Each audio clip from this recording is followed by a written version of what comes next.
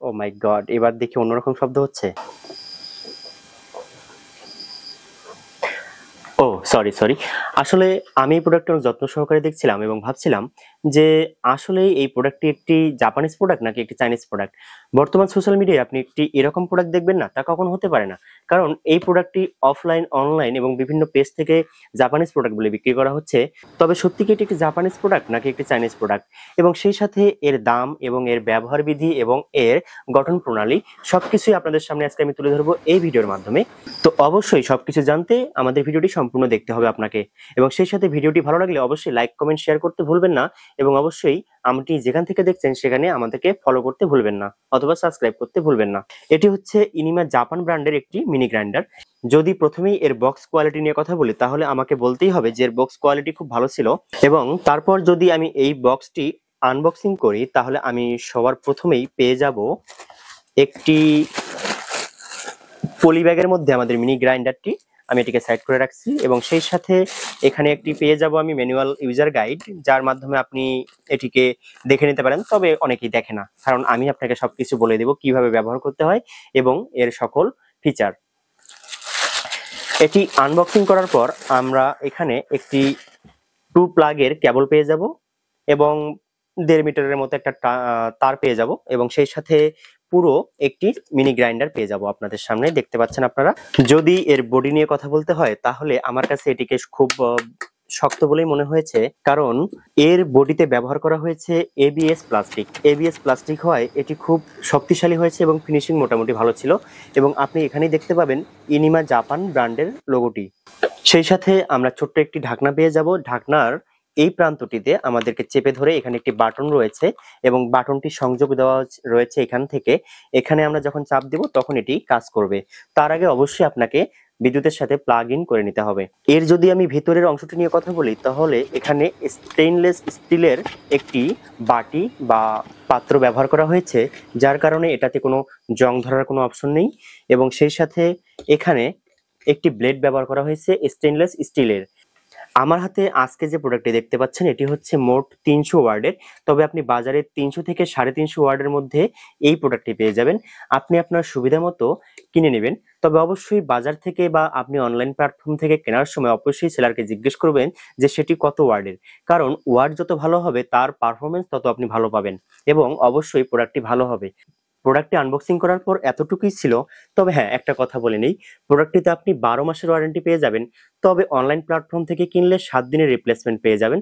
তবে জানি না সেটা 12 মাস কাজ করবে কিনা, আমার মনে হয় কাজ করবে না। তাই জন্য কেনার আগে অবশ্যই ভেবেচিন্তে কিনবেন। এবং সেই সাথে প্রোডাক্টটিতে বলার মতো অতিরিক্ত আর কিছু নেই। তবে একটি মজার বিষয় হচ্ছে এই প্রোডাক্টটি আসলে কতটুকু কাজ করছে এবং আপনার প্রয়োজনীয় জিনিসটি কতটুকু ব্লেন্ড করতে পারবে তা আমি আপনাদের সামনে তুলে ধরবো কিছু আপনার রান্নার কাজের মশলা দিয়ে, যেগুলো আমি ব্লেন্ড করে আপনাদেরকে দেখাবো। আপনারা সবাই দেখতে পাচ্ছেন আমার হাতে দুইটি বাটিতে, একটিতে রয়েছে ধনিয়া এবং একটিতে রয়েছে মশলার যাবতীয় জিনিস। আমি আপনাদের সামনে এই দুটি জিনিসকে আজকে ব্লেন্ড করে দেখাবো। তবে আপনারা চেষ্টা করবেন ব্লেন্ড করার আগে অবশ্যই আপনার জিনিসগুলোকে একটু গরম করে নেওয়ার, যাতে করে আপনার রেজাল্টটা ভালো আসে। কারণ আপনারা নর্মালিও জানেন যে কোনো কিছুকে গুঁড়া করতে হলে অবশ্যই সেটিকে ভেজাতে আর নয়তো শুকাতে হয়। মশলা জাতীয় জিনিস হওয়ায় আমরা সেটিকে শুকিয়ে নিয়েছি হালকা করে এবং গরম করে নিয়েছি, যাতে করে সেটি অনেক ভালো ব্লেন্ড হয়। তো এবার দেখার পালা। প্রথমেই আমাদেরকে এটিকে প্লাগ ইন করতে হবে। আমি এটিকে প্লাগ ইন করে নিচ্ছি। আমি এটিতে কিছু ধনিয়া দিয়ে দিচ্ছি,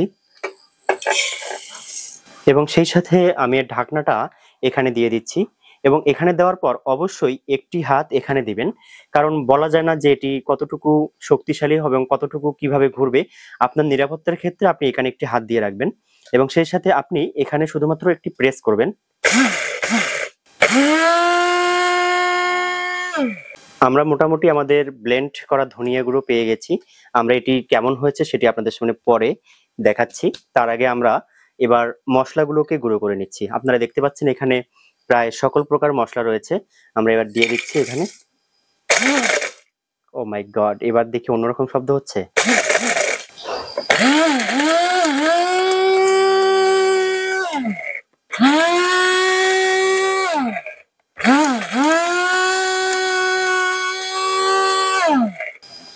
তো মোটামুটি আপনি 1 থেকে 1.5 মিনিট এটিকে ব্লেন্ড করার পর আপনার কাঙ্ক্ষিত রেজাল্ট পেয়ে যাবেন।